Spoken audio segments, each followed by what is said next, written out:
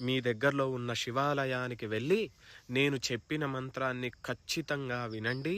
వీలైతే నేర్చుకుని ఆ రోజు మీ దగ్గరలో ఉన్న శివాలయంలో కానీ మీ ఇంట్లో కానీ ఆ మంత్రాన్ని చదవండి. ఖచ్చితంగా మీకు శివునికి రుద్రాభిషేకం చేసిన ఫలితం అనేది మీకు వస్తుంది. మంత్రం చెప్తున్నా శ్రద్ధగా వినండి.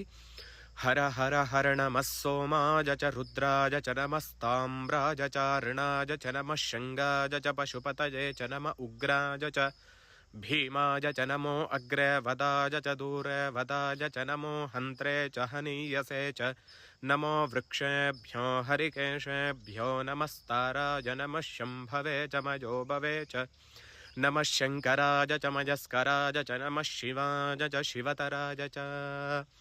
ఈ మంత్రాన్ని ఖచ్చితంగా ప్రతి ఒక్కరూ కూడా వినండి. వీలైతే నేర్చుకొని చదవండి. శివానుగ్రహం.